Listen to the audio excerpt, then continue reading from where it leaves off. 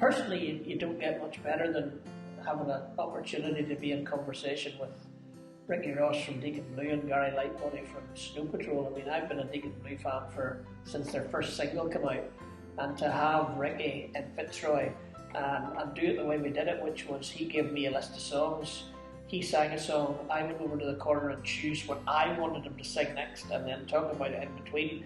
That's as good as a fan gets. To meet Gary backstage for the first time that I met him, and then come on and the two of us have the warmth of conversation and laughter and humour that we both had. That was an exceptional night, because that could have went so wrong, but Gary was so gracious that I'm convinced that if I'd asked him a stupid question, he would have answered it in such a way to have covered my back, and that's pretty special. I suppose I want to preface it by saying, I mean, there's just been so many memories, so many amazing memories over the last 10 years, but if I had to really focus on a few, I suppose there was one particular morning. It was one of our breakfasts. It was in North Belfast, and it was a very early conversation, and I still find it very emotional talking about it.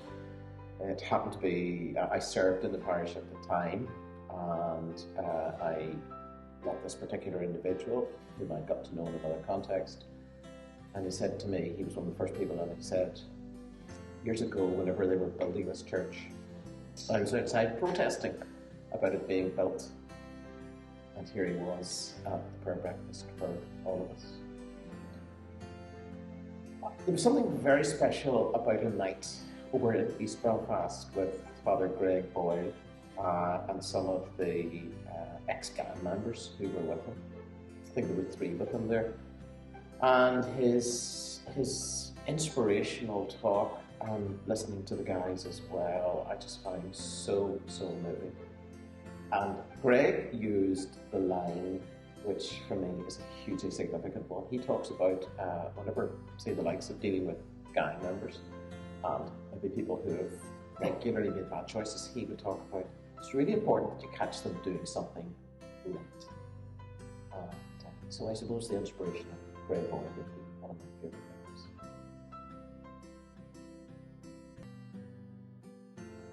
I think for me the amazing thing is I heard Bob Geldof speaking at Queen's once, and he used a quote by a mountaineer called W.H. Murray, and he talked about how there is something that happens once you commit.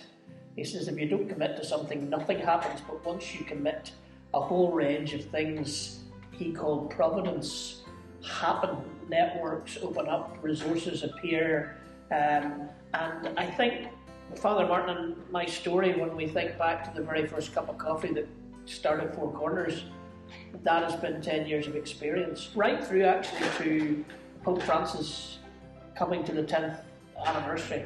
We couldn't have planned it, you couldn't have even prayed for it, but because we committed, we believe there has been something spiritual, and that can only be, for me, as we trace back over these 10 years, once you commit to doing something good in the kingdom of God, God's ahead of you, and God's working with you, and God's working for opportunities that you can't even imagine that you would have. Ephesians 3 talks about it. God can do imaginably more than all you dream, and I think we've experienced that in Four Corners. I suppose, could I call it a lesson? It's maybe a reflection, which is, and Steve and I are recording this here in the centre of Belfast, not too far from where we first met for our first cup of coffee. And I suppose as I look out at this city, is that I have such a love, and I think that's what Four Corners has really taught me, is the value, the importance of actually loving your city.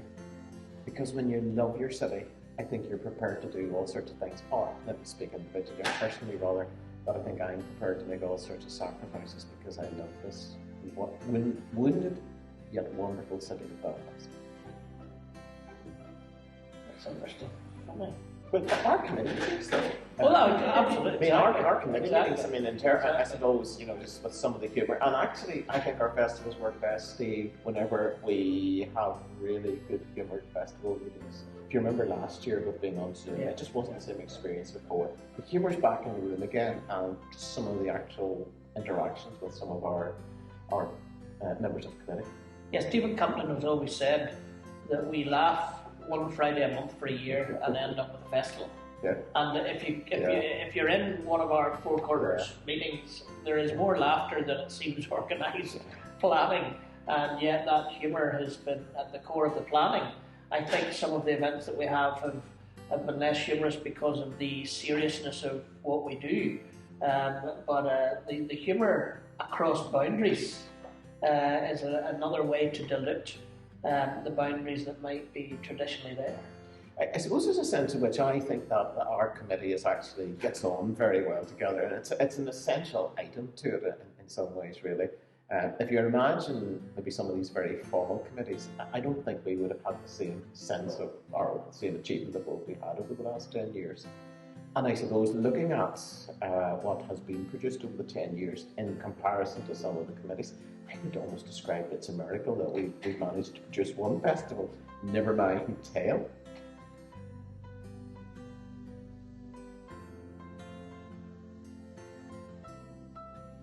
For me, I want to see more and more of this actually that at the end of events, and it's almost in a sense actually that people would just do it very naturally because we really encourage it. They would actually take out their phone, they get to know somebody new, and they arrange to meet for coffee. And we had a lovely experience of two of our parishioners who were meeting for the first time.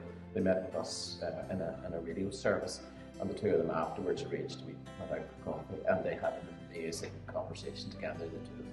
I think for me, I'm always asking every year, at the start of the year, do we still need this festival? And sadly we do. When you ask yourself, what would you like to see over the next 10 years of the festival? I think we need to know whether we're still needed, whether we're still making a contribution. We don't need to be here in 20 years simply because we've been here for the first 10. But when I ask the question now in the moment, all I can think of is the laughter and the joy of our committee meeting together. The friendships that are there across the boundaries that were traditional in our city. And if we could just ripple those friendships across a little bit more every year, because we're not going to fix Belfast and Northern Ireland and divisions across the world by having a 7 or 8 day festival.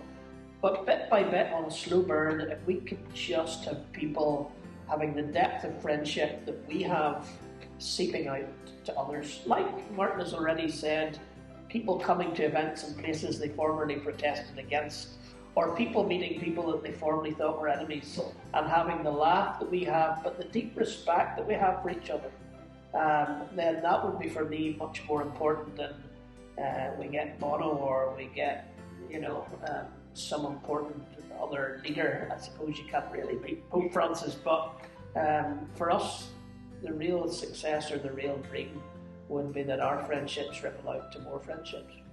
And I suppose just if I might add one more thing, because last week, for example, when we had a meeting on Zoom and someone commented, oh, look at Martin's face, look at the joy of it, and it must be getting the message, hearing we've got a message from Pope Francis.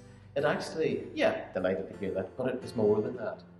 It was the joy of seeing the members of this committee of various denominations consider the very, very best way how the Pope's message could be shown in the very first event, and the whole sense of just the respect and really wanting the very best for it, I find, and still find very good.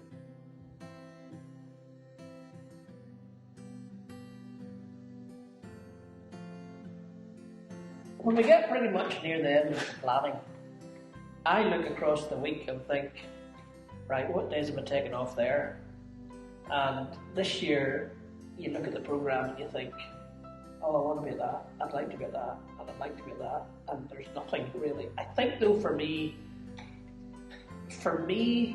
the symbolic nature of the Archbishop of Canterbury speaking at the last event in St Peter's Catholic Cathedral, and the Pope's message at Austin Ivory speaking the first event in St Anne's is exactly what our festival is about. And that, more than anything, excites me, even though Sue Devon, Carl Frampton, Ruth McGinley, everything I want to be at. But I don't think you get it any better than ending with an Anglican archbishop in a Catholic cathedral and the Pope in an Anglican cathedral. That seems just to be that's it. Maybe there's no way to beat that next year. But we always say that. We always say, how will we beat this next year? And God's always ahead of us, helping us to beat it next year.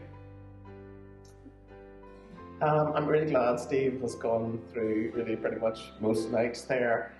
And if I were to focus in on one event, I think it has to be the wonderful Wander.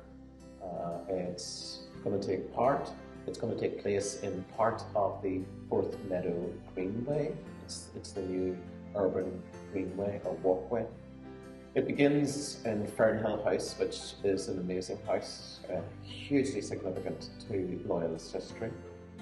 But the area itself, that sort of wider area, Glencairn area, is also hugely significant. Very sadly, very, very sadly, for some people in the city who've had loved ones been murdered during the Troubles, some of the bodies have been left there. So the area itself in the past has been a scene of bloodshed, but this new urban greenway is starting there, and it's going to finish on the Springfield Dam on the Farset Hotel.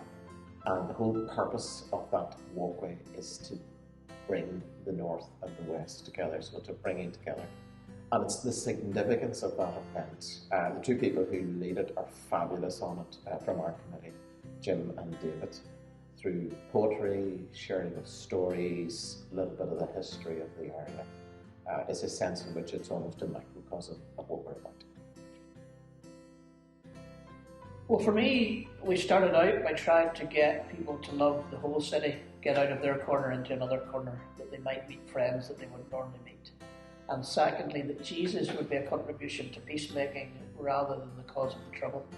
And that we would be able to take Jesus out into the city as a peacemaker and a bringer together of people rather than the divider.